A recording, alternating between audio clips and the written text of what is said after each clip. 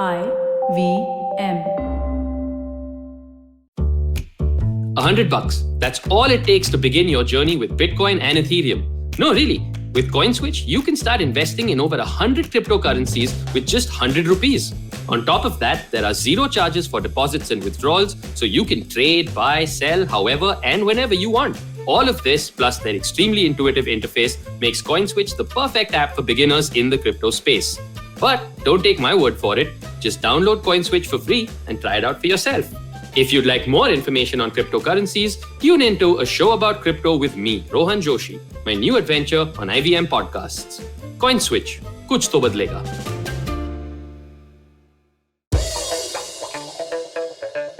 Here's your smart fact of the day. Have you seen a bunch of birds, migratory birds, migrating?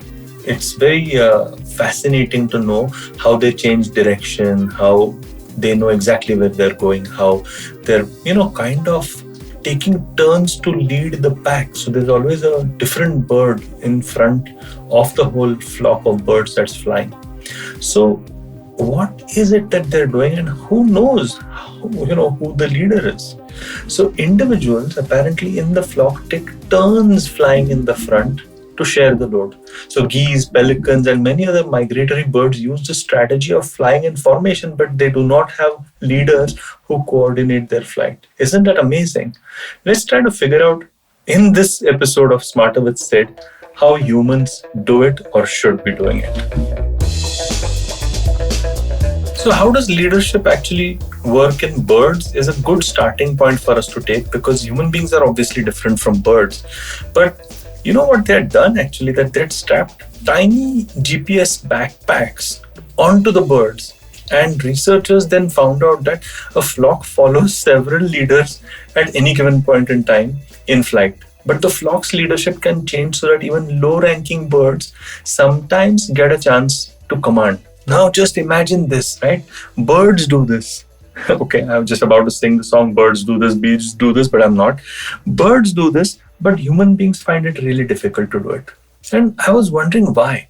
Because I genuinely feel that somewhere, if we can bring about the fact that all of us can be leaders in the right context and in the right moment, we perhaps might do a better job of the work that we do for the organizations that we are in, or even the projects that we work for, or even if they're working as individuals, but having to coordinate with other human beings. It's a very interesting dilemma. And I believe that the reason why this dilemma exists is because we have forgotten what comes naturally to us. And that's what I call moment-to-moment leadership. Right? So in the moment leadership or moment-to-moment leadership is when, let's imagine a bunch of people in a meeting, right? There's some agenda, there's somebody making a presentation, might be a low-ranking low-ranking human doing this stuff. And, the CEO is there and you are there and you're obviously having some sort of bias through which you're looking at the presentation. Maybe the person belongs to your team, or maybe the person belongs to some different kind of team. And this agenda gets played out. But nobody forgets their titles, nobody forgets their positions, nobody forgets, who they are, how much they earn, and all of that. Maybe I'm kind of exaggerating, but having been part of such meetings, and yes, having done all these things myself, I do realize that we hardly ever allow the presenter to have the momentary leadership in that situation. Because actually, the guy or gal who's presenting at that point in time has that momentary leadership. But we don't really allow that, do we? We're always trying to put our stamp onto the game. We're always trying to make sure that we are heard. We're always trying to make sure that our agenda gets followed.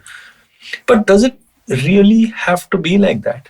It's damn difficult to make this change for any one of us.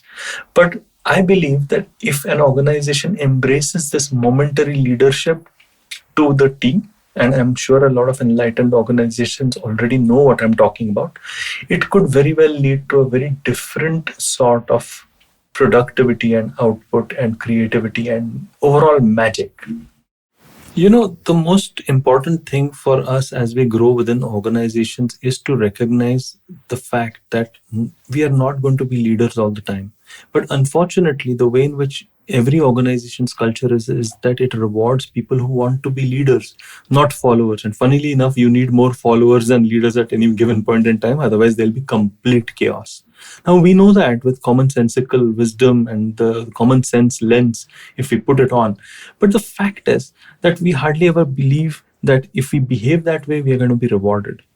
In fact, we can be very open and we can perhaps let this momentary leadership happen even within our team when we respect some team member and when that team member is not very threatening to us. Or it can also happen with our boss because, with our boss, there is always a relationship of a child with a parent, maybe, because we are dealing with something and we receive the approval or the feedback or the positive strokes that are required. But where it really hits us is when we are talking to our peers. And peers, I mean, those classmates that you had in school or in college, or even, when you start your job. These are the guys who are at the same or similar levels, who are competing and jockeying with you for leadership position, because somewhere at the back of everybody's minds, we know that, promotions are not coming for all of us, and there'll always be somebody who is going to get the bigger raise or the bigger ticket towards, success and the rest of it. Given this backdrop and given these underlying motivations, we will find it extremely difficult to actually give our peers that leadership when actually they're the ones who need to lead in that particular moment. And that is precisely why peers are always trying to sabotage each other and their agendas in front of their boss or in front of the organization's various stakeholders, because nobody wants to cede that leadership. And trust me, guys, especially guys who are the go getters, who are reaching places in the organization, you need to give up that leadership at various points in time and actually acknowledge that a peer is the better leader at the moment. That will increase your power and that will increase your flexibility and that will increase your acceptance within the peer group. But we will need a lot of personal courage to do something like this. Because if I look at the way in which CEO careers have been defined or CXO careers have been defined, they are the ones who are, who have gotten along not just with their bosses or with their underlings, but also with their peers, because their peers have a lot of strengths, skills which are complementary to them, and they can be big blind spots for all of us, what our peers do. And the blind spots can end up sabotaging whatever agenda you may have, because every agenda is eventually interconnected. And therefore, it could lead to, a downward spiral, not just for your peers, but also for yourself.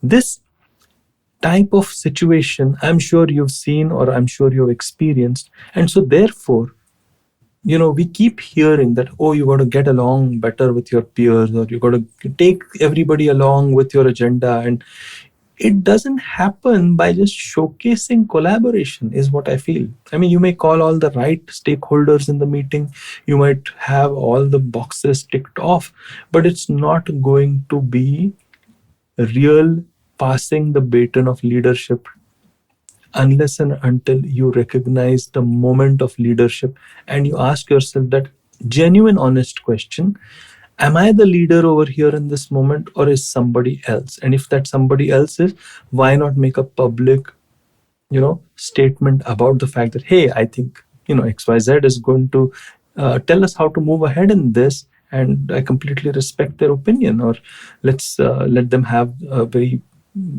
let's give them 5 minutes to explain what their perspective is. And that leadership will pass. It will pass to somebody else and it will come to you. And when you're that momentary leader, you might find yourself being encouraged by all those peers who have been encouraged to be leaders by you in their moments of fame, glory, and etc. What do you think? I think this is a radically different way of actually doing work. I think it requires a lot of personal courage.